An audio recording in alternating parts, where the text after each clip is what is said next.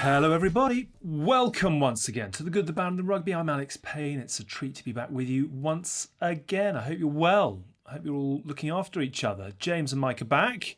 Hello. What a show last week. What a man. What a legend. The Rope, the Pope. I mean, just a boy. Did you speak to him afterwards, Hoff? Yeah, I did. Yeah, he loved it. I think it was a little bit nervous because it's always that fine line of straddling being an ace professional and also a man of legend. And often in the modern world, you can either be one or the other. You cannot be both. And Paul Strigen sits nicely in both camps. So I was very excited. And do you know what? He goes, mate, Hask, mate. Thanks so much for having me on the show, mate. I got great feedback, mate. So I was like, I was like, right, Bobby, that's great. And that was it. And then I haven't spoken to him since because he's off doing bigger and better things. He's a busy man. What I thought was really interesting is when we put the posts out on social, the social team put them out, the number of former players who came forward and said, cannot wait for this. Just sort of, it backs the man up, doesn't it? Yeah, I love it. You see each comment, was, from some top players just coming, what a legend, what a bloke. I never forget that. Bobby the Rope, aka the Rope, mate. It was great. Oh, yeah. How are you, Tinds? What's happened this week? Anything exciting in the diary? No, it's been a good, fun family weekend. So yeah, I had a great Saturday because Zara's horses were running, so she went off to watch them, took the girls with her, and I had the wee man, and literally you feed him, he goes to sleep. I went to the gym, he wakes up, I feed him, I watched rugby whilst I was feeding him, he went back to sleep. It was the best day. It was like just the house on your own. And then we did a role reversal the next day, and I had the girls, and it was carnage, baking, taking her to rugby. Me was at rugby on the Sunday. It was, she's still smashing people. If you have to still tell her to calm it down. Yeah, she's into it. She says she's not into it. I don't want to go, never want to go, and then when she gets there, she has fun. So, it was a good family weekend, family bank holiday. You'll appreciate this, Tins. I attended my first ever shooting tournament on Sunday. Oh yeah, you told me about this. How did it go? Yeah. Well, you were worried. You were worried to say the least. I was worried, but actually, it was Honors. Well, it was part of Honors for shooting school, and I went on Saturday. Thank God I went on Saturday and did a little practice because the last time I shot was about 3-4 years ago, and it was great fun. I was looking for something competitive. I'm not sure what I scored in the end because I wasn't officially in it. I'm still waiting for them to tot it up, but it wasn't as bad as everybody will think it would be. But I loved it. I think it could now be a thing I do. Were you shooting clays or was it like rifle? Shooting clays it was. Okay. Yeah, but it was all like 12 stands, it was just amazing really going out there. And I was a group of 4 of us. Nick, who owns Honorsborough, was there, and kind of he was part of the competition. A young girl called Freya who was 13, who was amazing. And obviously as soon as I got there, like this one of the keynote in the chair went, "Oh, rugby to clay pigeon shooting, is it?" I was like, I was trying to be like anonymous, trying to hide in there, and then he went, a 13-year-old girl's beating you. I was like, I tell you, I had to keep emptying my gun in case I shot the bloke attending it. But it was very good fun. I loved it, and I actually got me out of the house, and it was nice. It's great. It's great to see nice Hask out again. He's just so personable. He just fits in. So much work to do. Do you remember how much progress we made in Japan? Just teaching you how to be nice. I think we've regressed a little bit. If you asked everybody that attended that shooting, I was lovely, friendly, calming. I didn't even say anything to the guy who was like laughing at me. I just smiled really like that was it. I looked like a vein was going to blow out my head, but I was very lovely. I was calm. And then I went today, trained with the great Roger Gracie. Jiu-jitsu. Nice. I mean, I say I trained with him. I just got beaten up by everybody else in the class, and it's like Chloe went, "How did it go?" And I limped back in. I looks like I've got sunburn, but I actually haven't. This is from getting choked out by about 1 million black belts. You walk in like first day of school, and as an adult, you very rarely get that kind of new experience unless you join a club. It was a room full of like black belts. I think the lowest bloke was like a purple belt, and it was me with my white belt in my little gi that didn't really fit very well. And I was like, hello, and I think they thought I might have been a ringer until someone just like armbar choked me, armbar. I was like, thank you very much. I'll be coming back. Are the fires still burning to get in the ring and try something different, or are you just keeping fit? I have these moments where I physically want to do something, like I need to do something. That's why I went to do the shooting stuff, not because I suddenly lost the plot and wanted to start something. Was I miss a bit of competition and like a skill. Like the other hobby I had was DJing, but I've turned that into work. And the jiu-jitsu stuff, I just need to physically do something, and I'm much calmer and nicer to be around when you've been humbled by a pile of men. That sounded really weird. That sounds really dodgy, but yeah. Well, listen, it's no problem with that. But So I think it's nice for me to do that. So I went down to Shoot Fighters a little while ago. So I'll still do a few bits. I mean, if a YouTuber comes along and offers me, 150 grand, I mean, I want to put a real good caveat in this. I'm only going to fight if someone's paying me. And everyone, I told you before, kept offering me out for charity. Yeah, we'll fight for charity. We'll raise 10 grand. I was like, no, you've misjudged me. What's the name of the YouTuber who's taking on Thingy Paul? Jake Paul. He's taking on Mayweather. Logan Paul is his brother. Logan Paul. Yeah, he's Logan going up Paul. against Mayweather. So, yeah, I mean, unfortunately, I'm not going to get involved in any of that, but I'm interested to see it because everyone wants to. No, yeah, 100 million. I literally 100 fight. million? Oh, fuck yeah, I do it around 100 grand. I do it 25 grand. I would fight anyone on the planet for 100 million. Yeah, so would I. I'd fight Francis Nyong'o, the UFC heavyweight champion. I would for be very scared of that, but I would still do it. He would kill. I mean, like He would today, literally kill me. Right, until he hit me. 20. Yeah, if I could dance around and get away from him, I mean. The thing with it is that it's one of those things. You just go down. I think I'd just go down swinging. Just get in there. Just pile on him. Just see how long you last. Close your eyes and windmill until you're cleaned out. Yeah. I'll be honest see how long with you. you last. It's always when I was talking to the guys at Shoot Fight. Anyone with like 6 months, like intense kind of fighting training, is going to be better than anybody like in the street. And obviously, the more time you put into it. And like today, I went in there, and I promise you. Like one of Chloe's very good friends, a guy called Neema's, in there, and he's way smaller than I am, mate. He got me about 5 or 6 times. Like if people know what you're doing, that Nyong'o would kill. I mean, 99% of those UFC moves would kill me. That's why I'm always like very nervous to ever, because as a man, you watch too many Rocky films and Terminator films. You're like, and watch Steven Seagal. You're like, I could do that. Then you actually go and do that, and you're dead within 30 seconds. Like, right, I actually can't do that. And it's amazing how your mind tricks you because you think you're tough, but you're not. I'll have a cup of tea and a hobnob and let you guys go to work. I'll be on the sidelines if you need me. Yeah. I've had a message saying, get on with it, FFS. So why don't we do that?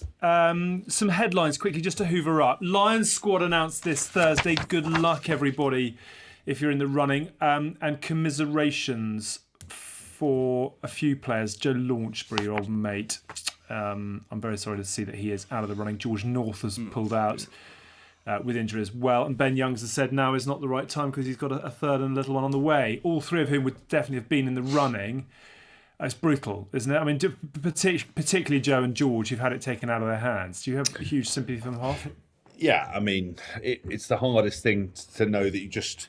It's one thing to not get selected. It's another thing just to be taken out the race through injury. And just, I said it before, when you're coming into like an England camp or a Lions selection window, you always want to kind of give your all for when you're playing, but you'd be lying if you didn't say it was in the back of your mind. I remember kind of the last game for say Wasps before you went on England camp. You'd sort of be getting to 60 minutes and then be like, "Am I still okay?" Yeah. And then just sort of. But it's so hard because if you go casual, then you're much more likely to get injured. But I think Joe. I mean, I actually had Joe Launchbury in my initial squad. Obviously, you guys didn't put him in there. Not saying not as a bad thing. I'm not like, oh, you didn't put him in. But we agreed that other people would go. I think he's been brilliant. He's been so unlucky with injury. I think he would have been certain for England place. Obviously, George North. We all know what he can do. I actually saw Manu Tuolangi and. Courtney Laws apparently are not going to be fit, but they are going to be fit for the tour, but they won't have played any rugby, so they're being picked. If they are picked, it'll purely be on reputation. Be down to Paul Strigen to get them fit, mate. Just I'll tell you what they need: rope on them injuries. Courtney probably hasn't had rope on Peck.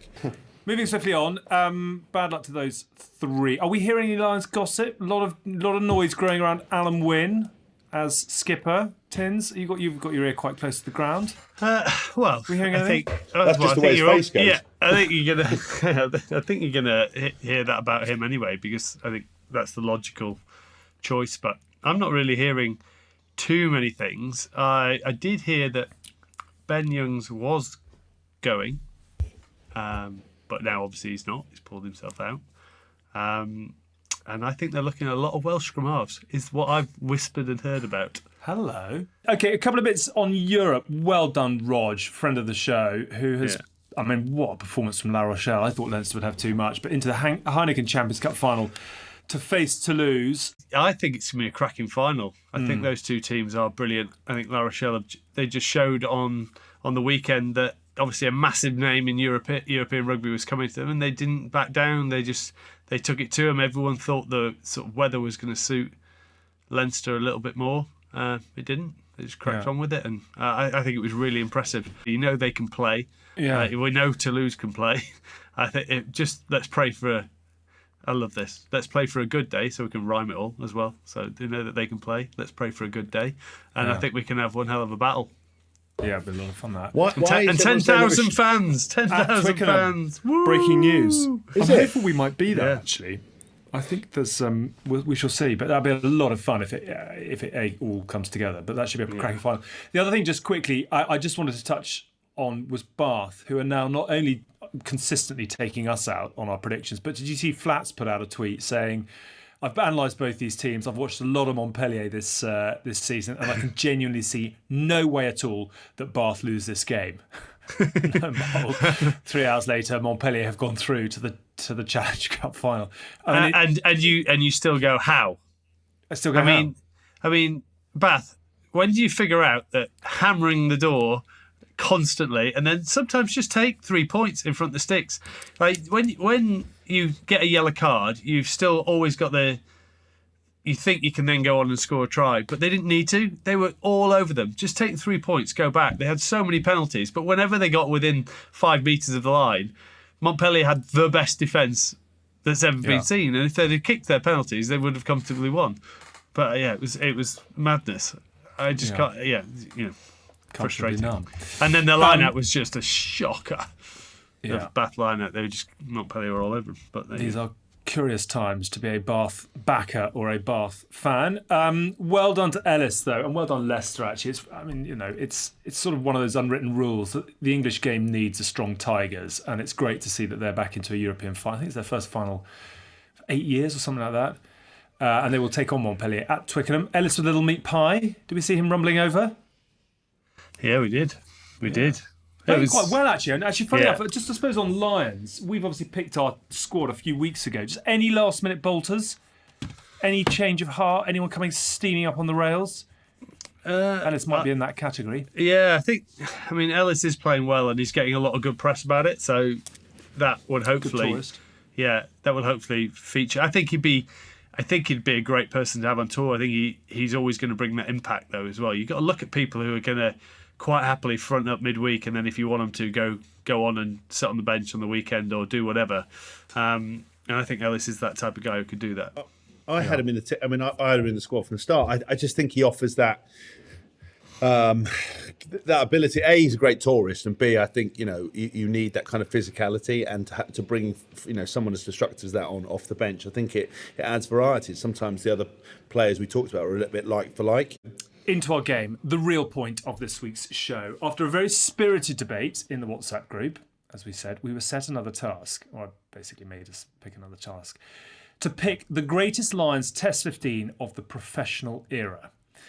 So we've got 6 tours to choose from, 97 through to 2017, and we are going to pick from each of those squads, those Test 15s, to make our ultimate Lions Test 15. Grab a pencil, play along at home if you would like to do that. We've got a few T's and C's and a few rules to play along with. You've got to be a Test Lion. If you feature in a winning series, it'll give you an advantage. If you had an outstanding individual performance, it gives you an advantage. And if you went on multiple tours, it'll give you an advantage. And just because we wanted to, we're going to weight the tours accordingly. So 97 is the most valuable, followed by 2017, followed by 2013, followed by 2009, 2001, and last but not least, and good luck to those who went, is 2005.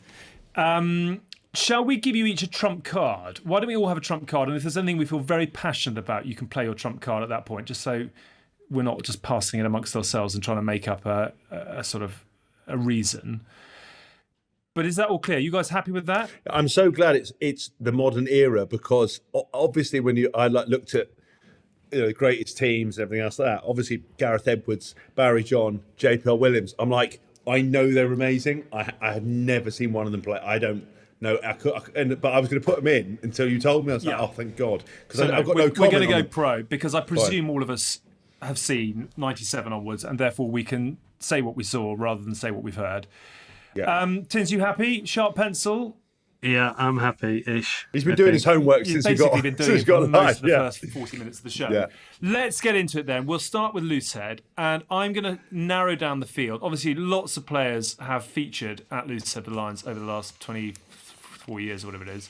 But I'm going to call out Tom Smith in 97 and 2001, Mako, who went 2013 and 2017, Alex Corbusiero, who came from outside the squad, outside the starting squad, to start, obviously, in that third test in 2013, and Gethin Jenkins, who was went 2005, I think, but played 2009. I think Tom Smith and Keith Wood are shoo-ins. I'd say Adam Jones and Phil Vickery are in the mix in terms of your tight heads. Yeah, I'd go with that. So tight heads, Paul Wallace. So Paul Wallace was Martin Johnson's man of the series in 97. Yeah. And then I went Adam Jones.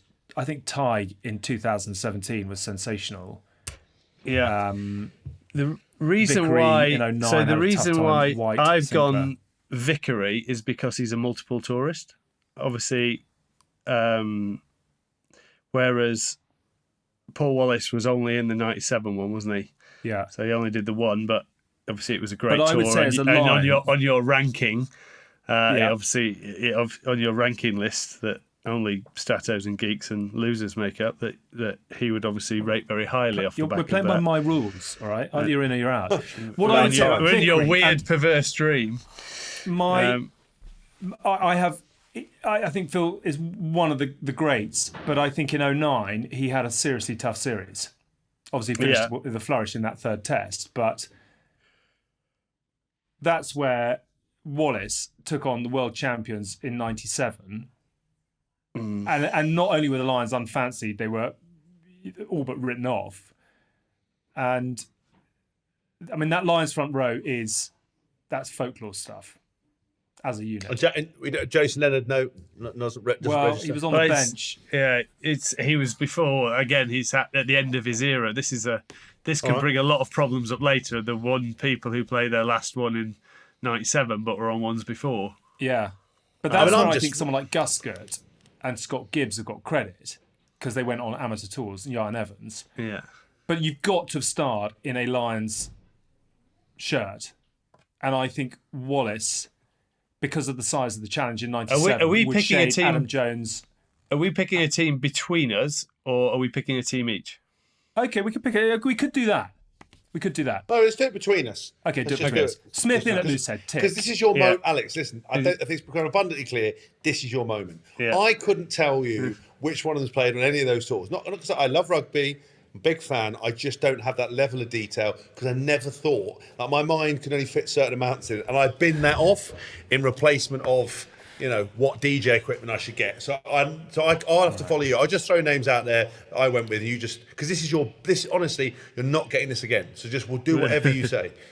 Okay, right. This is my one and only. Dear reader, dear listener, bear with us as I bore everybody to tears by essentially convincing Hask and Tinds and correcting their errors into what I want my professional test Lions 15 to be. Is that essentially the game? Exactly. Right, what was that game, that quiz you came up with that we all still to this day we don't understand what it was, and you tried to run it and we just all went and you kept going no. There are people at home who have already written down their team. They're loving it. They've gone to the stats book. They want to be recording. They want to be front and centre. I remember what it was. It was that game where we had to get a team list with all the letters of the name, and then we got Jimmy Carr involved in it. Oh yes, you pushed it, yeah. Yes, that and was quite Susie serious. Dent. That was a little out there. I'm not quite sure what I've drunk that week. Right, are any of you going to argue with a Tom Smith, Keith Wood, Paul Wallace front row? No. Anyone that we should feel sorry for, or not? Corb's brilliant 2013. Yeah, Corb's But it was Australia, and they an outstanding performance. I think obviously Gethin Jenkins is a harsh done by because of multiple tourist and a fantastic player. Who else? But I don't think he went to 05 and 09, and I don't think would therefore have a winning series. Tom Smith went a 97 and 2001. Jenkins Hibbard, went on Rees, 3. Jamie George. Jenkins went on 3, 05, 09 and 2013. So He did 2013 as well. He must have pulled out injured. 2013, I'll tell you what he did. I think he got injured in that. Do you? Well, he started. Can I pull out of this? Can I pull out of this injured? He had released a statement. I think he played one test and then had a calf injury. Jenks. I'm not sure. In 2013. Yeah. I thought Chloe, have you got any paint to to watch dry? Right. Into the second rows. I'm going with the front row. Okay, so this I think is going to be quite interesting. Johnson, Jeremy Davidson, Simon Shaw, who arguably put in the performance of a second row in 09, Paul O'Connell, Alan Wynne-Jones, Jeff Parling in 2013, Maro Itoje. Pick 2. I had Martin Johnson and Simon Shaw. I think, Shawsy, I've always been a huge fan of him as a bloke, as a person, as a player. I would always stick him in my Western team. Mail. Great. Yeah. I put him everywhere. But Martin Johnson and Simon Shaw I go for. Okay. Yeah. I have my first 2 that I wrote down before looking at anything else were Johnson and Shaw also. But then as I went Jones has started 9 consecutive line tests. And then as I went through, and then you start looking at all the other names in terms of Paulie, Donica O'Callaghan, Alan Wynne, Jeremy Davison. There is wiggle room for that because obviously within the professional era, what did Jono do? 2. He did 97 and 01, both as captain. But you can, but obviously, I made my thing clear on why I picked him. But because 9 consecutive things, how many winning tours? Who? Alan Jones. Where he obviously lost South Africa 09 and then he won in Australia and drew in New Zealand. Fine. Well, maybe he gets in on that alone, doesn't he? I winning think, tour. So I think it's harsh on O'Connell and it's very John? harsh on Simon Shaw, but it was a losing series. I think Alan Wynne-Jones, you are, if you're looking for modern Lions, 9 in a row plus likely to lead this year. I mean, he's pretty much been there, done it. But if I wanted we need some friction. You can't just roll over and have your tummy tickled at every single challenge. My argument of Alan Wynne-Jones was if I wanted a one-off performance, he's not who I turn to. I turn to Shawsey before him. Shawsey is more likely to do something that's going to win you a game than Alan Wynne-Jones is. Okay. His skill set is way higher. And Simon Shaw's better on a night out. And he's an ultimate tourist. Okay. So, big calls, that's what we're about here. We're taking out the greatest lion of the modern era. And a legend. I'm not arguing that Shawsey's not a legend, but so why didn't you drop Jono? Yeah. Well, that is the other go-to. I went with so I did fighting talk on Saturday for 5 Live, and the other bloke went with Willie John McBride, and I went with Martin Johnson. I said a man so scary that you can't never directly look him in the eye because you may turn to stone. And a man, and apparently he's got no reflection. Nobody knows why, but he doesn't. He's that terrifying. And any man who walks around going, "I would just have loved to have played you because I would have smashed you every time he saw me." You can't take that for granted. He's terrifying. But again, I don't know what he's like on the piss, which is all important in the Lions tour because what's the point of winning all these games if you don't go out? If you're not touring, what's the point?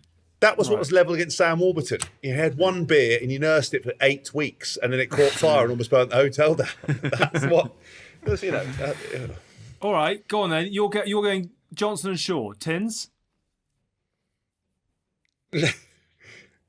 Well, they're the first 2 I picked.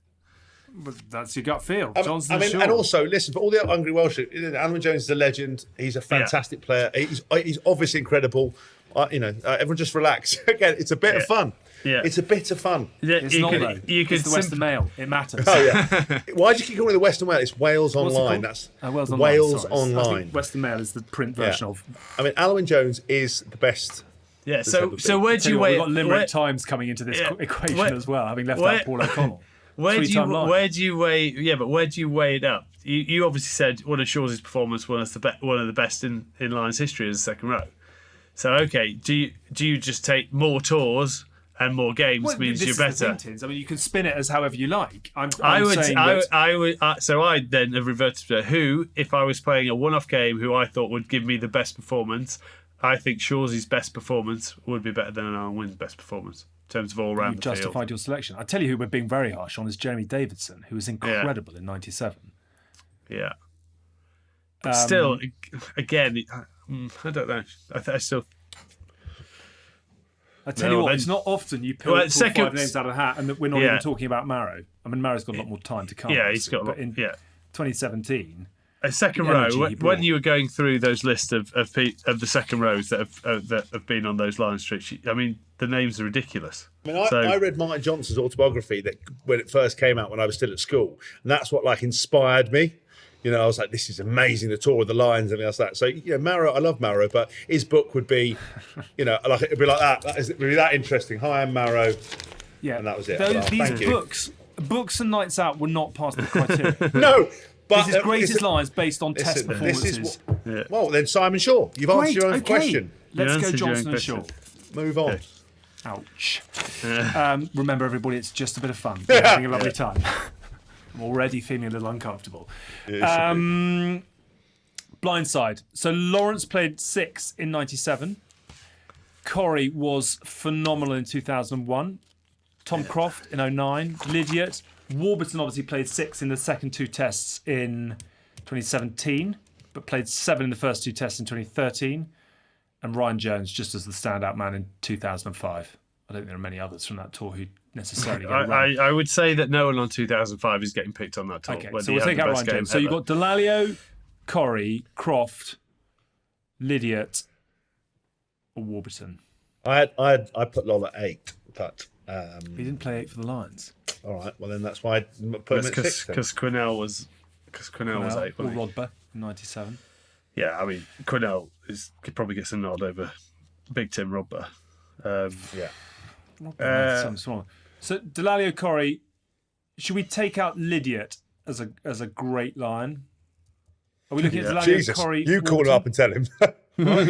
You call him up and tell him he was a great lion. I'm not saying he wasn't a great lion. I'm just saying in the greatest team of. Yeah. I mean, with all due respect. Let's go with. I'll go with Lowell. I had him, but I'll shuffle him. I think you have to have Lowell in that row. So have him at 6 because it was a winning series. Well, I think you're right. Actually, I don't think you can pick. You can't leave out Delalio for Corrie in a losing Test series, and you can't take to field with that level of bravado and arrogance. Yeah. You're never going to win unless you have. Unless you have a George. And he fits our tourists. And he also he's the tour's gone up a gear. Yeah. Oh, God, tour has gone turbo. No, he fully. You can't have him. Amazing player, team man. And I told you about when we had, the guy who wrote the Chimp Paradox. That's Steve Peters. Right, Brian Ashton got him in once. We all sat in a meeting, and basically the whole meeting was about how we should all be like Lawrence. And we're like, "What are you talking about?" And he went, "Yeah." He's like, "Right, see Lawrence, right? He's got his big jutting jaw. As soon as the camera comes on, he shows his emotion." And I was like, "Well, I thought he just cried because the light was on, like it was all part of the show." He's like, "See how he walks around." We all had to do that, so we're all walking around like that, calling everyone a mug and a slag. So Lawrence, and plus he's incredible playing on the field, and he got shoe pie in that '97, which is all over the books and images. When you get the old rakes, he's got to be in 100%. Well on Lol. I'd be quite fun to do a show between you and him sometime, wouldn't it? Master and the Apprentice. Yeah, I wouldn't get a word in edgeways, but I try, which is challenging. In that case. Yeah. Open side, Hill, '97. Hill. O'Brien, Warburton, Hill, back, Wallace. Are we looking at the first 3? Hill, O'Brien, Warburton? Yeah, I said Hilly. I think he's the most unsung, oversung hero of all time. God, there's Richard Hill doing what he does, just, the quiet work, really, because he gets talked about every single game. I wanted that a bit. It's just Richard Hill doing the unsung. It was always a thing in the Sky Crew. If you were never quite sure who man of the match was, just give it to Richard Hill. Yeah, he's probably done something that none of us have seen. Yeah. Under the radar game. I had an under the radar game. I got dropped. He had an under the radar game, and he got man of the match. Exactly how it works. It was amazing. So I think there's a real case for O'Brien, who obviously didn't feature in the first 2 tests in 2013, but was phenomenal in the third test. Scored arguably the greatest try of the modern Lions era, and played in a tied series against New Zealand. And then there's Warburton. terrible tourist, threw me out of my room a million fucking times, ate all the chocolates, crap with the door open. I mean, that alone's a finable offence. Look, I think it depends what kind of player you want, because I obviously I always played against him and was always admired him, and don't ever tell him. Did Hilly start on all three tours? He played seven yeah, tests, he did. So in 97, obviously, he played. 2001, he played phenomenally and then got taken out in the second test. And in 2005, he lost his knee in the 20th minute. So 05... It's not a set of car keys. Where'd he put it? Well, I think it blew out. That was the end, was it? That was the end. I think it was, yeah. Got an infection in it, But for the impact he had in 97 and 2001... I mean, that's bloody hard on Warburton. But the problem for Sam is that he obviously played 7 in 2013 and 6 in 2017. So you're then up against someone who's played in 2 tours. I still don't think Warburton was as good as Hill. Okay. But we are being very English right now. Yeah, that's the problem. There's a surprise. Well, let's go with O'Brien then. Sorry, Hilly. Tinds? Yeah. Oh, look, I don't really mind, but if you were picking a Lions team today, would you leave Richard Hill out? Today I would, but in his pomp. Well, yeah, we'd all leave him out today. In his pomp, would you pick Sean O'Brien over Richard Hill? You see, this is two where players in his pomp. Subconsciously, that World Cup win just comes in, and you can't take it away because he was the best in the business. At times in his career, that just feeds in naturally. See, I change it. I go Hill 7. I go Hill 6, O'Brien 7, and I put Lola 8. That'd be my team if we could do that. All right. But you said he hasn't played it, so he can't do it. But he was the best number 8 in the world. We want flexibility in shirt numbers. Well, I mean that's the Lions. Half the people you've named them all. That is a good shirts. shout, actually. Okay, so you can do that. So you'd have Hill 6. Yeah. O'Brien 7, Delaney 8. Okay, but Quinnell off the bench. Rob Burt, who was Titanic in 97. Scott Quinnell, who went 97 and 2001. Falatau, who starred in 2013 and starred in 2017. This is that, but you understand what the comment section is going to be like. How angry people are going to get, and they're like going to think they're going to put the world to rights in this situation. It's like, I mean, look. It's fun. Okay, why don't we just bolt on another back row? Why don't we go with 4 and see if the referee doesn't notice? I tell you what, 4 Barrow, on the and bench. We'll bring Wyn Jones into the second row. Yeah. We'll do a bench. We'll do a 23 as well. Yeah, okay. Do a bench, yeah. Toby Falatau off the bench, but then you're leaving out Quinnell. But it's hard. So Quinnell, 2001. I mean, immense, and Sellotape together, and immense, but they didn't win the series. Well, then he's phased out. Then stop mentioning people who are not going to make it. Well, I'm not. Just bouncing So around. we've got Hill, O'Brien, and Lol. Yeah. Okay. Yeah. With Falatau on the bench. Yeah. With Toby on the bench. Yeah. Harsh on Warburton. That'll be the headline in the... Sam will be in the bar drinking a water. Brutal. It's a brutal game in every capacity. All right, so our pack... is it brutal because I'm involved, or is it just brutal in general? Because I don't want to be like, we're not doing anyone a disservice here, because they were all way, way, way better than I was. So it's just a bit of fun. It's something to throw out there. We're not being overly brutal, though, are we? No. We're not being overly brutal. Fine, okay. So our pack is Smith, Wood, Wallace, Johnson, Shaw, Hill, O'Brien, Lol. You know, I've never met Keith Wood. Great man. Good lad? Aura. Great aura. Really? Right. Yeah. It's nice. What do you reckon he'd make of me? Another one who wants to go. I think he'd possibly move quite quickly past the lineup with you waiting to shake his hand. He messaged me actually the other week, Woody.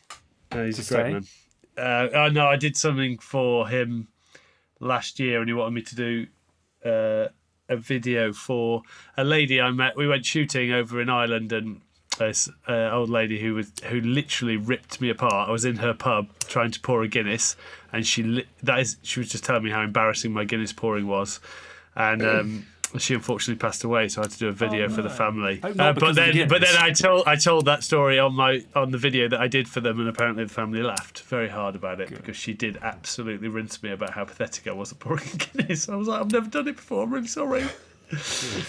You're 97. Please leave me alone. Right, that's our pack. Are you ready for this? This is our little TMO. Yeah. We're going to have a little time out here. We're going to do something a little bit different this week. We can't quite yet call him a new friend, I don't think. But I think what it is a little bit of brand flirting, or sometimes we're circling the dance floor with the new official formal wear partner of England Rugby, Charles Tyrwhitt. You on board with this, fellas?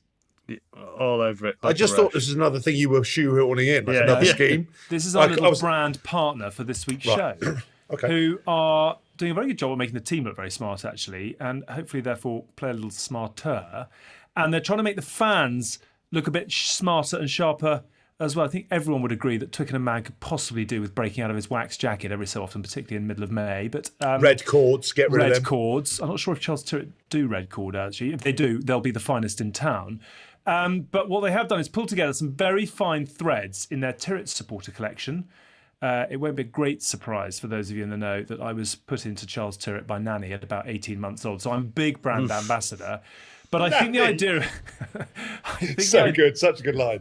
I think the idea of this collaboration is to show the power of the brand, because obviously if you're as good looking as theirs and our number one pin-up, Henry Slade, then this collection, the supporters collection, the team collection, is really just about accentuating your high cheekbones and making your eyes a little bit brighter, particularly the Oxford shirts and merino knitwear. But, so I'm told, and Haskell will have to testify, these threads also have the incredible superpower of being able to take someone who has only ever worn free athletic stash and who considers jeans and shoes to be dressing up, and hopefully cover them in a light cloak of respectability. Are you happy in your role as the control test for Charles I am 100% happy with that. And also, I mean, just one thing to point out, and that Charles Tyrwhitt don't do this, is when you're going to Twickenham fans, you don't need to wear Wellington boots or Gore-Tex trainers because you're on concrete, then going into concrete. I know some of you go into the Cardinal Vaughan where the middle class sort of live, with Downton Abbey, Henley Regatta, all merge into one thing.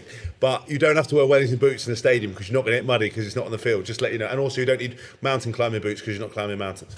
That, with some Charles Tyrwhitt gear, would be optimal. You've had some threads. Has Chloe noticed a sort of a greater refinement to your personality? Does it fit? They're also having extra cloth. I'm very rarely wearing clothes around the house, as you can imagine. But she has.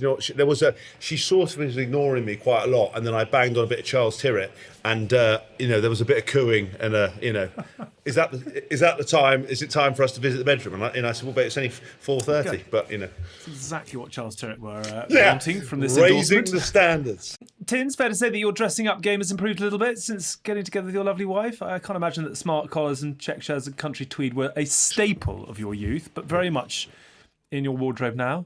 I don't know. I very much don't wear anything else but t-shirts, tracky bees, training stuff. But then I do like a nice shoot when I'm going out, and obviously now we do that. Well, when we get back to doing hospitality gigs, and after that's where the Charles Tyrwhitt gear will come into effect, and I'll let you know how it goes down. Good. I'm also interested as well. I think age plays a big part in this. Like, what points you qualify for a cardigan? Like, at what point? I mean, I know you said nanny. Just a question: do you have one of them silver rattles that you hand down to each family member as a baby, like with a family crest on it? I've just always wondered that you would have that near your little ones. I really am a little thirsty. A drink arrives on a tray. But no, I was talking to this guy the other day, and they were out and they were sort of wearing red trousers, and I said I think there's a certain age limit on red trousers. Like, we all know the younger generation who have worn them, and you want to put them upside down in a wheelie bin because it doesn't suit them. They come across as pretentious. I wondered at what point do you're sort of the V-neck, what year you qualify for that, and I want to know what age you have to be to qualify for a cravat, because I'm sort of trying to. So I think cravat has got to be your sort of mid 40s to 50s. I think a cardigan you could probably get to at about 37, 38. Snappy. Well, there was your lineage. There was a phase about not long ago where cardies were like in, weren't they? Yeah. Everyone had the little button crusade. The button cardie. I'm quite keen on I've got the old Charles Tyrwhitt polo shirt. I quite enjoy that. I quite enjoy polo. It also accentuates the pipes, which is always quite good. Always a winner. Yeah, but I'm the same, Hask. I don't mind a good polo shirt. Yeah, polo's key, I think. The problem is I always get too hot, but unfortunately recently I've gone all over the place and forgotten a coat and become very chilly and decided to sit outside, and then I'm sitting there shaking, trying to. So I'm going to start packing for a slightly older, more mature man. So I actually joined the ad read call last week as to what it was that Charles Tyrwhitt were hoping for from this collaboration. This you'll be surprised to hear wasn't necessarily on the spreadsheet I was sent, but it is what they're getting given, and that therefore hopefully makes it very authentic. Because as well as being the official formal wear partner of England Rugby, Charles Tyrwhitt, as a reminder, now dress the fans with some sharp, high-quality merch ranging from rose-embroidered Oxford shirts through to merino knitwear, which is a personal favourite of mine, and I'm told it'll make you be more Slady, and frankly that is a life goal for all of us. You can visit the range, and you'll need to concentrate at this bit, it's the longest URL I've ever been given. You can visit the full range at www.ctshirts.com/UK/rugby/England-rugby-collection. I think we could have done something a bit snappier than that. Let's just get the clothes are great. The web team need to get filled in. What are you doing with that? ctshirts.com. Go there. You'll feel really good about yourself. You'll be supporting us. You'll be supporting them. We've got a lovely, juicy 25% discount for you using GOOD25 if you want to plug that in whenever you want to do a bit of purchasing. 6-month guarantee and free returns, I'm told, which is a lovely little bonus ball. If that floats your boat, please do climb aboard. If that isn't your thing, we understand. There's no need to let us know. Keep on walking and enjoy the rest of your day. If it is, you'll love it. You'll feel good. You'll look good. And have a lovely time. Out of interest, who is the best dressed man in rugby? Out of interest. Carter? No, that's a good one. I mean, I was voted consistently the worst dressed. Did you see Ugo's jacket at the Actually, at Ugo the press? he's front runner now, I think. I mean, you talking about the pink one? The pink double-breasted one. Very It was out there, wasn't it? I think Uggs probably is. Well, he actually. Or is it just the fact that you see Ugo everywhere that you can't help but notice? Charles Tyrwhitt obviously couldn't afford Ugo, which is why they've come down to our level. No, but Ugo was telling me that he saw, because obviously, ever the developing presenter, which he is, he said he saw something that gets you feedback from the audience to sort of know what, because certain images can tell you things. He used to have a nose piercing and then he'd wear a suit, and he said the guy was giving him feedback of what kind of thing you're giving. You're a bit edgy, people would look at you, Alex, and go, for example, they'd feedback going, we think he's wealthy, well-to-do, Downton Abbey, whatever it might be. Tindall, homeless, kind of edgy, you know what I mean? James, meathead, whatever. They come feedback, and he actually took it out to give a different message. I'm wondering what people would actually make of us if we got that level of feedback. If the audience, when they don't know who we are, what we're about. And by the way, that was not an invitation to add comments. I'm sure they'll let you know. If you've got a view on Hask, please do send it to his DMs at James Haskell. No. It's ct.co/England/hyphen. Yeah, but Charles Tyrwhitt are very good, actually. I do roll around it, and I will say this: I was the worst dressed player. Sort of 9 to 5, but the opportunity to dress up. Yeah, I love a three-piece. I agree. I genuinely polish up very well. You do. I'm a rough diamond, as my old When was the last time you wore a suit and tie that wasn't a court appearance? Actually, a year. It's been a year since I put a suit on. Has it really? Right. But I do try to get a bit. If I go on a date night, try to dress up, not in a suit, but just maybe some light Charles Tyrwhitt gear. Yeah, mine would have been. I put one on for one of the races, whether it was Ascot. I think we've been to the funeral you went to the other day. That was a. I was talking suit that in more of a joyous situation. Yeah, a fun suit, not a death suit. It's this difficult one. We've seen your fun suits before at Christmas. Highly flammable, but very, very good to look at. Yeah. I think Charles Tyrwhitt were looking for a really concise 60-second. This is great garb. They've had a 15-minute wander around a fairly shambolic wardrobe. They obviously didn't want anyone to say anything. They've got Slady. He's got less chat than a doormat. Yeah, so, it looks great. He looks mega. Slady, what do you think? They've taped his mouth shut. So Slady gets 15 seconds, whereas we give him 15 minutes. We might look like a bag of shit, but we'll talk about it for a long time. That's very true. That is the superpower of Charles Tyrwhitt. Back to our lines 15, which I think was going fairly well. Scrum half. Hello to you. Matt Dawson. Rob Howley, Dwayne Peel, 05, I think you're going to struggle to get in. Mike Phillips, Connor Murray, Ben Youngs, Reece Webb. Do you want to pick a short? Should we go Dawson, Phillips, Murray, Howley? Murray isn't on mine. Murray's not on yours. I had 2017? Yeah, That's not on mine. I think I had Compared to the other guys.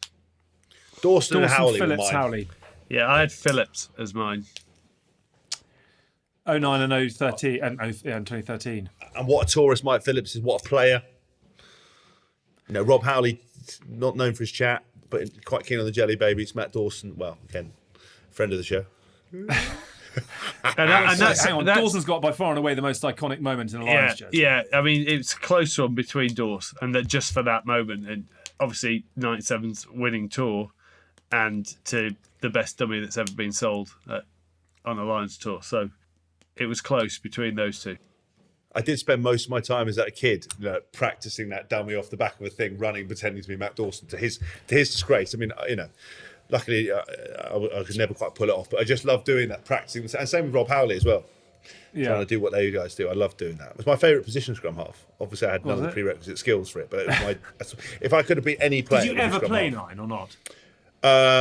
Sometimes in training and a couple of times in the Sevens tournament I did. Wow. Hey, the ball never got from 9. Was it pick and go? In Sevens, was it pick and go every time? It was like that. I tell you when. Oh no, this is a little side story. But when Thomas Young, Dye's kid, when we were doing a training session, one of the 9s went down, and Thomas Young filled in and was unbelievable. Was running the Gregan no look passes. Mate, that is a back row with skills to be able to do it. I was dummy, tackle, fuck. Subbed. Dawson, Phillips. I think Howley missed. I mean, Howley in '97 was the shoe-in, but obviously got injured. And in 2001, they didn't win the series. Didn't win the series, did they? Which makes it hard to. Yeah, because what did he do? '97, he dislocated his shoulder, didn't he? Or he broke his clavicle. Yeah, he did his shoulder against the yeah. Sharks, I think it was. Dawson iconic. Phillips 09 obviously played very well, but 2013 he got dropped for the second test, didn't he? Yeah. But then Dawson got dropped in. Did he come back for the Did he come last back for test? He came back for the third test. Because I think there's a great story where I think after they won the 13s, he said, "This is what happens if you drop me" or something like that. And then he ended up winning. And I think 'cause he had a few beers. Yeah. Go on, you guys make the call. Well, it's a 2-test 9 who played in the winning series against a 1-test 9. I go Dawson. I think that moment is so iconic in Lions history. That whole series is probably the most iconic one. Well, we've already pissed every other nation off. Why not continue? Basically, this is our greatest ever English Lions 15, isn't it?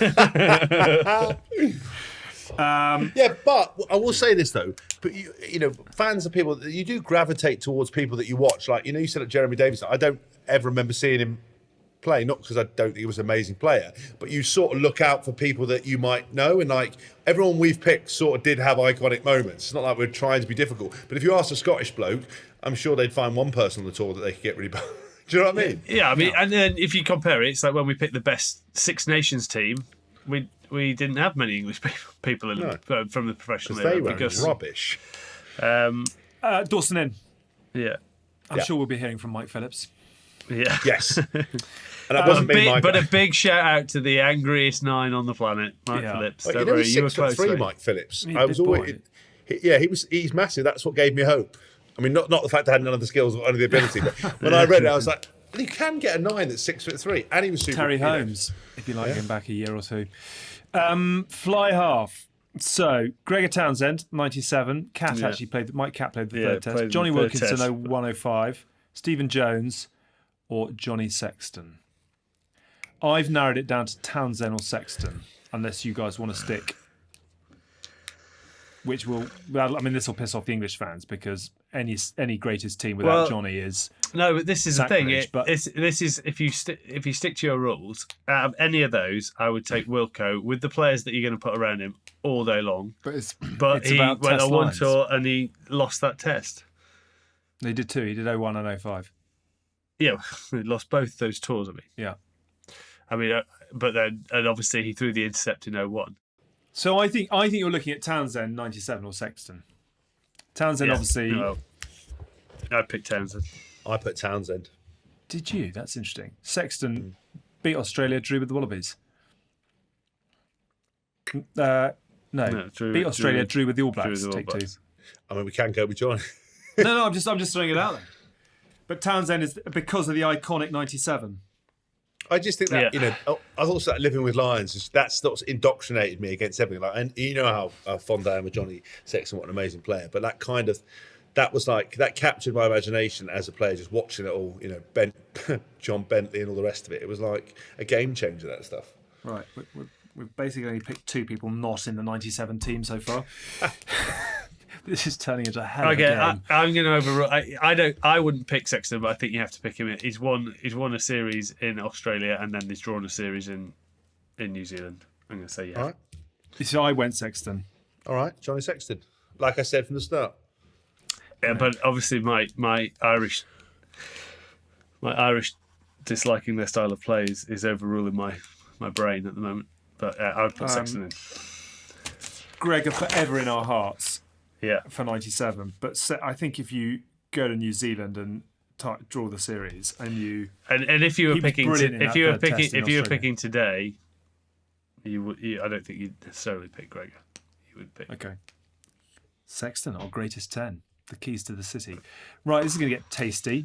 Centres. But by the way, I'll just say with this team, if I was picking the best 10, I'd still pick Wilco. Right, but this is based on Lions. Yeah. That's what credentials. It's your game. It's a shit one. Play by my rules. If this is an actual team, I picked myself just to get in with everyone else. So. Just let you know where I stand. Yeah. Right, centres. Alan Bateman, Scott Gibbs, Jeremy Guskett, Rob Henderson, Bod, Gavin Henson, Ricky Flutie, Jamie Roberts, Jonathan Davis, Manu Tuolangi, I think it's Owen Farrell, Ben Teo.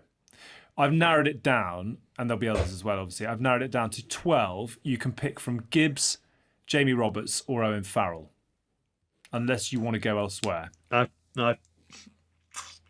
was a toss-up between Gibbs and Roberts, and I'd edged Roberts.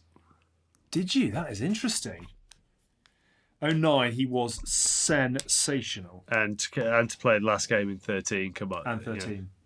Come in and Gibbs was the barometer for that 97 team. Yeah, he was. That's why I picked him again. But again, maybe we're just picking too many players in 97. But he was unbelievable. That line, just like it was a prop. You talk about prop. Yeah, you talk about moments, and obviously Os Durant moment, and they're the ones that stick out. But then the same with Jamie's try in 2013. His performances all the way through 2009. And to be fair, we were all cheering when he cut that line in 2013. Yeah. We're like, oh my god, what a story! He's back, and then it's just because obviously the person he'd replaced, it was insane. Yeah. So maybe we go with him. Go on, Tins. You can have the call on this. Yeah, I think it's got to go to Jamie. All right. Fine. God, we're pulling back the Wales Online. So yes, exactly. Yeah. Back Wales Online. So this, I think, is the hardest of them all. Yeah. 13. Guskett. It's not the hardest of them all. I said, Guskett, O'Driscoll, but Jonathan it is. Davis. But it isn't. It's still. Yeah, Guskett, O'Driscoll, Jonathan Davis, based on Lions Test performances. I mean, I've moved O'Driscoll. I put O'Driscoll at fullback just to get so. So I've moved him out there at fullback, so we don't have that problem because he did play fullback a couple of times. So we don't have that problem. So I can play fullback. I think some of the warm-up games he played. It doesn't matter. He didn't play the test. He did it because there was a big outcry. I think 2001. He played 15 a couple of times. It's between Dricko and Davis. Wow. Yeah. Guskett won 2 series. 89, he salvaged it. But you can't. Hang on. You can't count 89. Yes, you can. Your because rules. The credentials are multiple tours. But that's not. It's a professional era. That was not a professional tour. We said at the start that is where amateur tours counted for. No, then we'd have fucking Die Young in it. Jeremy Guskett and Scott Gibbs. No. Martin Johnson. No. Well, it's not. Guskett's drop. And in 89, he salvaged the second test, just for the historians out there.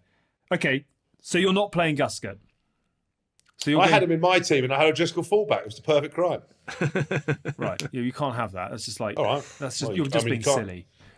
John just being silly. Jonathan Davis. I have taken Guscott out because you said professional era, and I haven't. But I also counted said multiple the 89. tours. Credit in the bank. Well, The man who won the 97 so Dricko's series. been on 4 tours. Yeah. So But does he not get?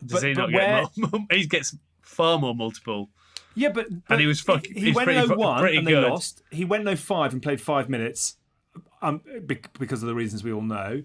In 2009, sensational, but they lost. Well, actually, that helped. And in him 2013, he was dropped for the deciding test. That's controversial. Oh, that was a fiery outburst. It wasn't fiery outburst. I'm just reminding you of the rules. Well, Jonathan Davis. he was man of the series. He was incredible in in 2013. Man of the series in 2017. Yeah, I mean, he was amazing in 2017. Jeremy Guscott kicked the drop goal to beat the world champions. He's another one that I spent hours and hours outside pretending to be Jeremy Guscott. I still haven't made that drop goal, but the thought was there. But then actually interesting, and then when I came back and started I watched him play for Bath against Wasps, and he just didn't look like he wanted to tackle anyone ever, and I was slightly disappointed.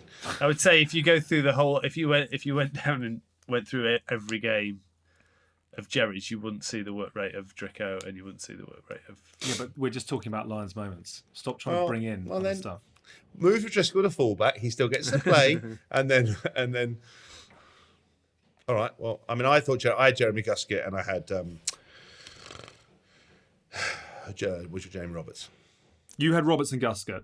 I had Gibbs and Guscott. Tins, you can have your trump card. This is your area of expertise. That is. We are picking from the rugby gods at this point. Yeah. It's worth mentioning. This is tricky. One test this Saturday. If I was picking one test and all the players are in their pomp, I would pick Dricko without a shadow of a doubt. Right. But then, I had him in my team. I just had him out of position, just to remind everybody. Well, you're a cheat. And that is so. It's very, very harsh on Foxy, because if he comes back and he obviously plays as well as he can play, because I do believe he'll go on this tour. But again, Tins, are you picking O'Driscoll based on solely Lions? Yeah, well, moments? Possibly not. But 2001 at the Gabba. I mean, that was a hell of a try, wasn't it? That was a hell of a try. But all 3 of them have had those moments. I would say Guscott hasn't had that try moment that all the other. Well, in '89 he did. Second test against the the second test, but they lost that series, right? No, they didn't. They won '89. Oh, they won in '89.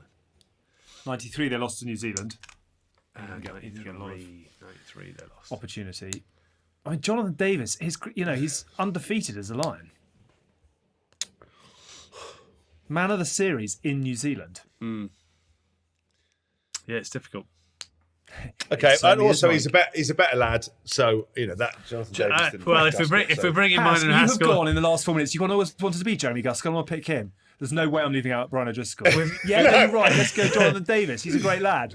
No. I know. Listen, there's actually 3 pretty good tourists there as well, so we can't even go back to the tourist rule. Jamie Roberts, great tourist. If we went the loosest tourist, Dricko's probably the loosest. Yeah, O'Driscoll, great tourist. I don't know about Jeremy Guscott, but okay, I will throw in a curveball. You can pick a 12 and a 13 out of Guscott, O'Driscoll, and Davis if you wanted. Which I'm very unfair on Jamie Roberts, who's currently wearing 12. But pick 2 centres from the 6. Gibbs, Roberts, Farrell, Guscott, O'Driscoll, Davis. Oh, stop. Why are you just making it more complicated? We were down to 50-50. We were down to 3 people just now. You've had 6 Roberts more. stays right, at 12. I'll tell you what we'll do. Tell you what we'll do. We're going to have Roberts because we picked him at 12. I'm going to put a foot down and say Dricko's playing 13 and Foxy's on the bench. Right. Okay. Fine. Jeremy Guscott, double. Because otherwise we can argue this either way. Foxy, obviously you've been amazing. You've all had amazing moments, which makes it incredibly hard. Roberts and O'Driscoll. Okay. Back 3. This is tricky. You can pick your wingers from Bentley, Ian Evans, Davith James, Jason Robinson, Shane Williams, Tommy Bowe, Luke Fitzgerald, Ugo, Alex Cuthbert, George North, Elliot Daly, Jack Knoll, Anthony Watson. George Are your wingers? George what? George North. George North. Jason Robinson I had. George North and Jason Robinson. He was phenomenal in 2013. Daly, Tate, Robinson, I went at 11. Bow, Bentley, Watson, North at 14. Which I think North might have played 11. Based on Lions. I'm Alan Tate. I've forgotten to mention. North, Bow. You haven't got Williams in there. Shane Williams. Yeah, but I think Shane Williams, he didn't play the first 2 tests in 09. He only played the 3rd test. So I think based on Lions' credentials alone, it's very hard to pick him, despite everything that he achieved in the game. Robinson in 01, I mean, brand new to rugby union. Yeah. Ripped it up past Chris Latham. But he was slightly injured when he for the I don't know, was it the 3rd? Would it come down to the 3rd test, 2001? Yeah, 2nd test. They lost. Yeah, I think he was slightly injured. Yeah. Elliot Daly, instrumental in O'Brien's try and a penalty from 55 metres to salvage the series in 2017. Yeah. He played brilliantly on that tour, didn't he? Yeah, he was awesome. He did play well. But it's a drawn tour, isn't it? That's like. Yeah. Tommy Bowe played brilliantly in 2013. I'm not sure the weight of 2013 necessarily helps him in that. No. Anthony Watson, brilliant 4 years ago. Yeah. Oh, this is tough. Can we decide on what one did you of them? go? What did you go? I had North and Robinson. I went with, but Robinson and North. What do I know? I would always pick. I would pick Robbo, without a doubt. All right. If you, game changer. For Lions, I think you would pick North, wouldn't you? He's been unleashed. I mean, some of that, the stuff he did against Australia, one of those solo tries was just unbelievable. Yeah. That's like tour of the moment. We've left out a couple of tour of the moments, but most people we've gone with tour of the moments. I mean, he picked up Israel Folau, ironically like a handbag, and then did that single solo try. It was just like insane. I tell you what, you have got in Robinson and North is they have both produced absolute X factor in a Lions shirt. Yeah. You're welcome. Good on you, Hoff. I'm quite impressed by that. Yeah, and Evans. You see, Evans would get close, but he only played 1 test in 97 and then I think got injured. But in 89 and 93 also, he was again, I think what's also a caveat to all of this, I keep saying that word, but what is an aside is, someone like Ian Evans, our generation or my generation is the George North, is the Robinson. They're much more. It's much more of a visceral impression in your mind, seeing what they did as opposed to looking back. Like some of it I can recall from, living with Lions '97, but this happened in real time for me, and that's why I went with them. Jason Robinson, to play with him and to see what he did and then see what he did on the tour, unbelievable. George North, moments of excellence. Like Ian Evans, I think for the Welsh would have more impact because people would have watched him, but it's not my sphere of influence. Okay, Robinson and North are in. One big, one little. I like that. Fullbacks, Neil Jenkins. Ian Bolsher, where's my gum shield? Matt Perry, Jordan Murphy, Josh Lucy, I think are probably going to struggle to make it in 05. Gareth Thomas, obviously carried the baton in 05. Lee Byrne, Rob Carney, who put in one of the great Lions performances. Rob Carney was one of my first names that jumped into my head. Lee Halfpenny, who was man of the series in 2013, and Liam Williams. I narrowed it down to Jenkins, Halfpenny, and Carney. You haven't been put Liam Williams in there, no? Started the greatest try that's possibly the greatest try they scored. Yeah, okay, all Liam Williams. Jenkins, Halfpenny, Carney. I love Jenkins. I had Carney, Halfpenny, and Jenkins, but I love Neil Jenkins. You're not picking Jenkins for his open field play, though, are you? It was just the metronome of the 97. That's what it was, though, wasn't it? Just spent my childhood making little sandcastles trying to kick a ball off it very badly. See, the thing about Halfpenny in 2013 is he was so dangerous with ball in hand, which he didn't necessarily. There were a few years where he sort of didn't get as many opportunities, but he He was outstanding. His running game was phenomenal Yeah. in Australia. Yeah, he was outstanding on that tour. Carney, unbelievable in 09 under the high ball. Yeah. Also, Lee Harpin and Rob Kearney, both great tourists. I mean, Lee Harpin, he came alive when he was injured. I didn't even know that he had it in. It was like, honestly, like no joke. It was like Lee, like head down, quite quiet. And then by the end of it, Lee, his name is fucking Lee. That's what everyone was. That's what all we shouted everywhere we went the whole time. And he was mate. He was amazing. Like the character just came up. I couldn't shut him up. You're like, where have you been? Because it was amazing. As soon as he was professional, he was in. After that, ask anyone from 2007 about Lee. His name is fucking Lee. All these fans like looking at us, going, "What are you doing?" Right, let's narrow it down. We have Jenkins, Halfpenny, Carney, or Williams. I was smiling because Chloe's just come to the window and gone. Right, so if we knock it down the number, I'm taking Jenkins out. Ouch. Yeah. Ouch. The man whose goals won the greatest Lions series of all time. Yeah, but I want a more all-round right. performance. Okay. Halfpenny, Carney, or Williams. I'm going to be harsh. I'm going to knock Liam Williams out. It's like Guess Who, this. Yeah. I'm going to knock Is he Liam wearing Williams glasses? Out. So Halfpenny or Carney? I've just been watching the top 10 British and Irish Lions tries, and Dricko's try is number 1. So he's justified his. Should have put my fullback where I put him. So then I think Halfpenny has to take it. I think because of Halfpenny. I the agree. series win. I agree. On your rules, Halfpenny takes it. My rules, which we paid absolutely no attention to at all. Do we very quickly want to pick a bench, or are we getting bored? Any consolation prizes? We've picked a couple of them, haven't we? We picked a couple already. We had Toby Fallon off the bench. Who's going to be your loose head? Mako, Corbs, or Gethin Jenkins? Quick fire. Corbs? Gethin Jenkins. Gethin. Oh, Gethin, yeah. Yeah, actually, Gethin all day. Tight long, head, Adam Jones or Tyg Furlong or Carl Sinclair or Phil Vickery? I'd go Jones just for multiple tours. Yeah. We're pulling it back in Wales. This is good. Yeah. Hooker, you can have Matthew Rees, Richard Hibbard, Jamie George, Ken Owens.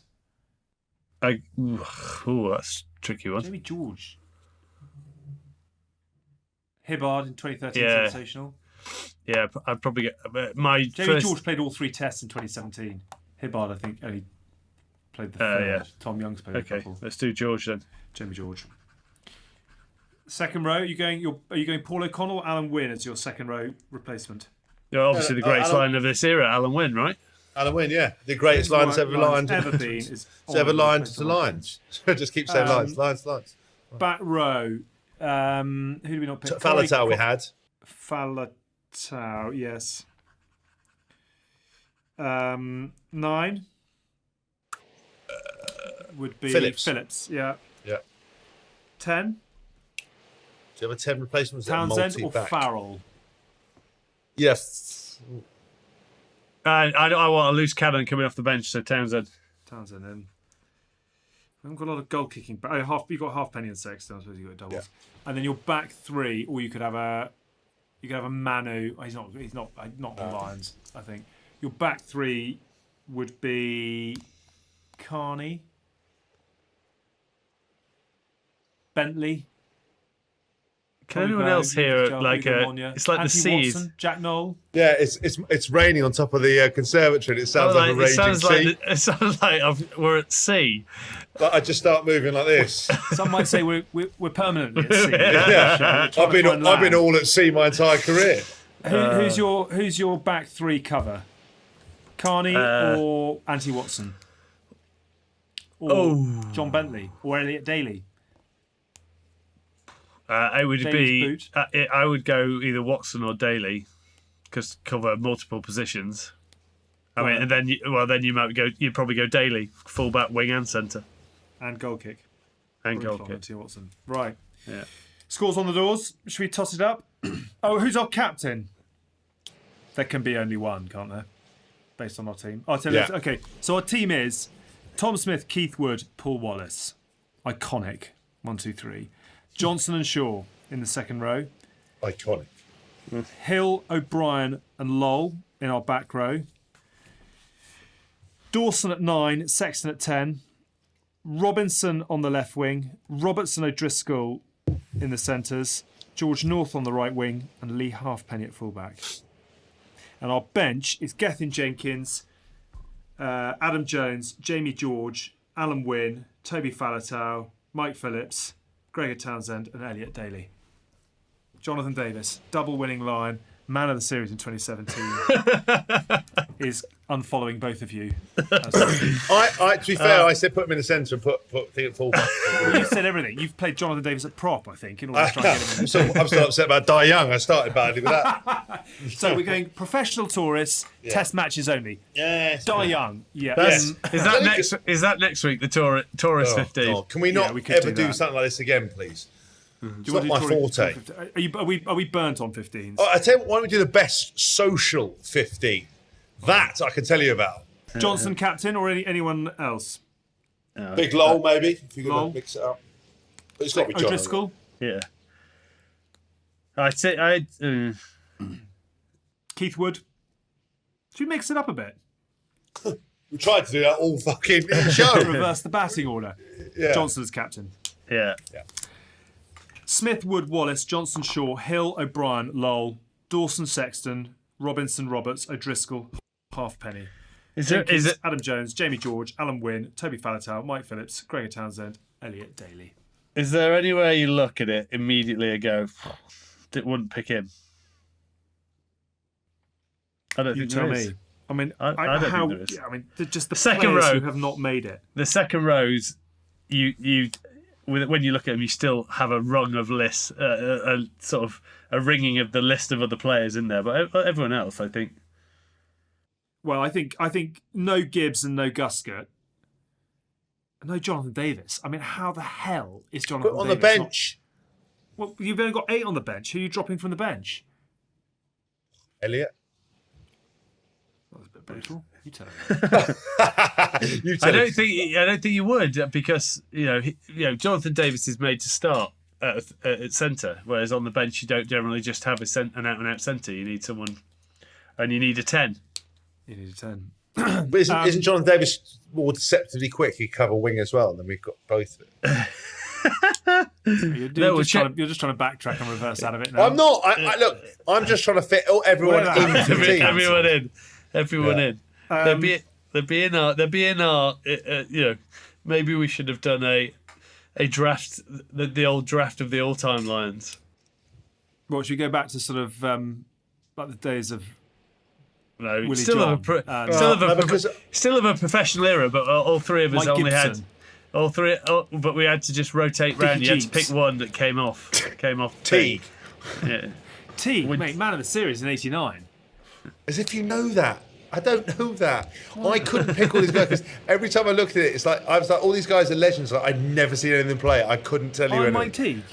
No, You'd I back me see. I up know. on that, Tinds, wouldn't you? Yeah, Teague was up too. No, I don't think he wasn't good, but I couldn't give you a reference. No, point. what he's saying is he couldn't say he was man of the series in '89. Yeah, it's like I couldn't say man of the season. That's what I'm here for. To add some detail, in fact, you're picking O'Driscoll at 15, despite the fact he's never played fullback. I think he did one game, midweek I'd game. pound on that. I'm trying to find it while I was talking to you as well. That's why half the show I look vacant. But you can't because Yeah. it didn't exist. I swear he did. Midweek game. I remember there was an outcry. He did, Watch tour. a 2001. God, maybe I'm wrong. I mean, superior knowledge, if that is the case. Good. Well, we've alienated everybody who has any enjoyment. Oh, here we are. of Love of the Lions. here we are. O'Driscoll set for Lions fullback role. 12th of June 2001. Irish Rugby Wonder Boy will launch his Lions career as fullback after coach Graham Henry. Yes, I was right. That's will 2001. bow to your knowledge. Right, you owe me £1, and how good's my memory? Because that I don't even why would I even know that? I can't even tell you what day of the week it is or what anyone does, and I remembered that. Yeah, Do you take article. checks? And the good thing is after a very English start, we actually didn't really actually pick that many English, so we were very balanced. I think there's something for everyone, hopefully. And remember, kids, it's just a bit of fun. I'm sure you'll be good enough to let us know what you do and don't agree with. Yeah, and everyone who goes, how have you not picked Davis? There'll be loads of people going, well, you're not dropping Dricko. That's just the nature of the beast, and we've had to say it. Yeah. Well, But also, everyone forgets where you're from. Your context means you're going to gravitate towards the players that you care about. Like, we're pretty level-headed. Like, we argue about all of it and then go, I wouldn't say we're like England-centric. It's like, people go, you've got too many English guests. It's like, I've only got the numbers of the English players to call on. Like, most of the other guys won't talk to me. That's why I've only got those guests. If other people that we don't know want to come on, reach out and we will get you on. We have had to pick one.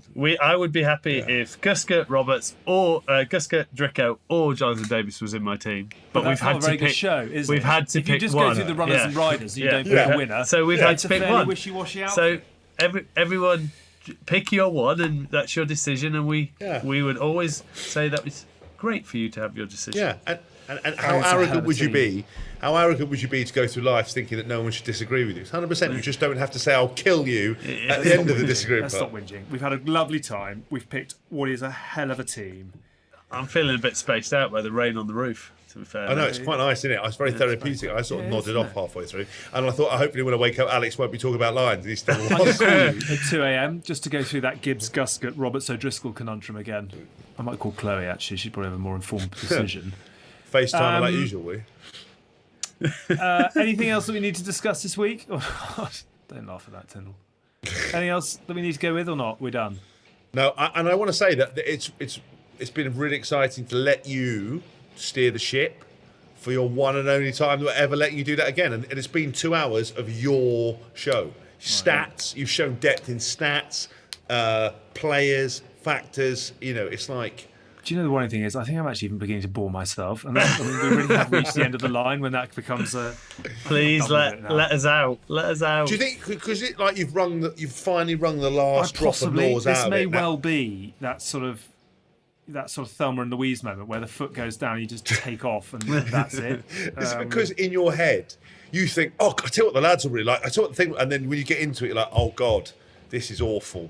Like, this has been really bad. There was the moment when I said, let's pick from test performances in the professional era, and you went, what? Die young.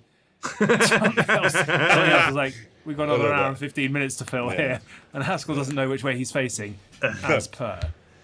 My notes went to shit then because I didn't actually note down which one started every test, so it was like, wrap it up, kid. Let's get out of here. That's it for the Good, the Bad and the Rugby this week. Thank you to Hask, thank you to Tinds. Debate away with our selections across the social media channels, should you choose to do so. Just search for Good, Bad and Rugby. Please be nice to us. It's only a game. Don't forget about our sister show, The Good, the Scaz and the Rugby, together with Allianz. They're still with us, mainly because none of us are involved. With Emily Scarrett, Elmer Smith, and Tinds this week, you are involved. With Montel Douglas, who joined last week, who made a Summer Olympic final in 2008 in Beijing, and then made the Winter Olympic team in the bobsleigh 10 years later. What an incredible story that is. You can get that from wherever it is you get. She's got a lot of energy. Worth a listen. Yeah. We could do a bit of that on this show.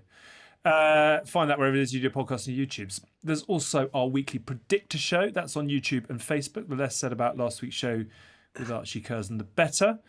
Please do leave us a review if you like what we're doing. Apparently these things help with algorithms and paradigms way beyond our understanding, but we'd be very grateful if you'd like to do that. Keep it nice.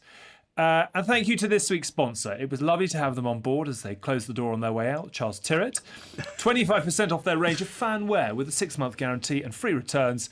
Use our code GOOD25 at ctshirts.com or in store, and be more Slady. We'll be back next week. All yours, Rob Brydon. Will someone please put this smouldering mess out? Goodbye for now.